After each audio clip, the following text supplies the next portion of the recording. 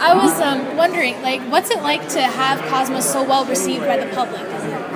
What are your feelings? Well, my whole life, I thought to myself, how can anyone not like the universe? So I think we're just offering the universe. And what would it mean to not like it? I don't know. So I think from birth, we look up at the night sky and wonder, how do we fit in the universe? And Cosmos has as one of its mission statements the explication of our place in the universe and the conveyance of how important our understanding of that can matter to our civilization. So I had high hopes that the actual expectation, that the actual reaction would match my expectations for it. So it's a very heartening feeling. Yes, and I've seen a few episodes of Cosmos. I loved it. What was it like filming it? Because I know there's so many special effects, like the Space Imagination. Yeah. So it was like 7 or 8 countries and 70 locations, and then that's not even the in-studio green screen with all of the ship work. The ship was one location in Santa Fe. We built not a working model of the ship. No, actually, we had a working model. Went into a black hole. It's in a warehouse. Spoiler alert. It's in a warehouse in Area 51. Oh my. No.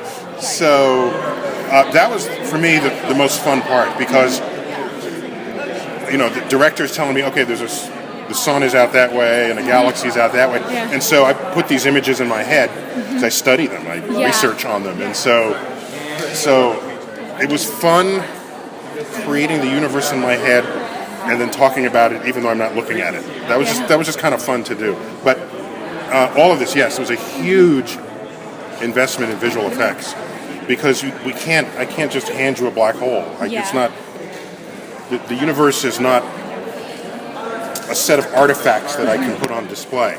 So that created a whole other challenge that people needed to rise to create the universe as convincingly as has ever been portrayed. Yes, and do you think you're going to be taking Cosmos and maybe spinning off into other projects in a similar theme, or? Yeah, it's still so close to having finished. I'm still recovering. I'm imagining, like, a woman just gives birth and you say, hey, you ready for another kid? Is that the right time to ask the woman if she wants to get another kid? So I don't know. I mean, I'm an academic professionally, and this is an excursion for me. And so you're asking whether there'll be a whole bunch of other excursions. I don't know. I'm getting asked. People are asking all of us. Fox came back and said, let's do it again. We want to give this one a little room to breathe. The last one was 34 years ago, Carl Sagan. So to say, where's season 2, as though it's just a series, as opposed to an event. So I want to just sort of bask for a while. Definitely. Yeah. Thank you so much for. Oh, you have another one? Yeah.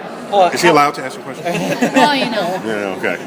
I've been watching the show, and I like to do the visual effects stuff, and it all looks so amazing. And is that like how accurate do you think it is, and how artistic, on how much layer of artisticness is put on top of it? So the entire project is a great question. The entire project is fully informed with real astronomical data. And so where the art comes in is, here's a galaxy, here's our planet, the moon, the sun, the solar system, the galaxy. What pathway do we want to take through it to best explore the visual phenomenon that we're talking about? And so do we come this way and then look back and come up? These kinds of this kind of thinking is not something the scientist does. That's what the artist does. And so, plus there are some of the scenes when we were inside of a dewdrop. No one's ever been in a spaceship, in a ship inside of a dewdrop. So some of that was, but it was based on electron microscope photos that they get rendered into motion for the creatures. So it's all scientifically informed. And now we don't have actual photos of the universe exploding into a Big Bang.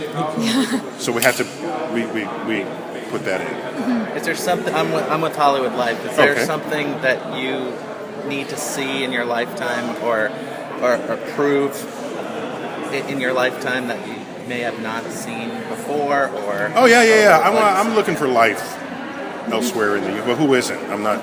That's not a unique answer to that great question. Everybody's thinking, we want to know, are we alone in the universe? And I'm content with if we find bacteria somewhere. I don't need it to be an alien who he's talked to. Any kind of life.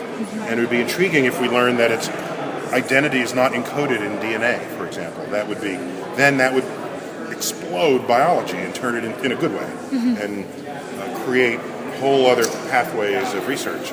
Because biology today is limited to life on Earth. They will boast of the biodiversity of life on Earth, but behind closed doors, we all have common DNA. So in that sense, we are a sample of one. And in science, you want as many possible samples as you can. And so if your sample is a rodent, a feline, they're all mammals, they're all vertebrates, so those really different samples compared to an alien on another planet. So in my lifetime, I want to know that's cool. if there's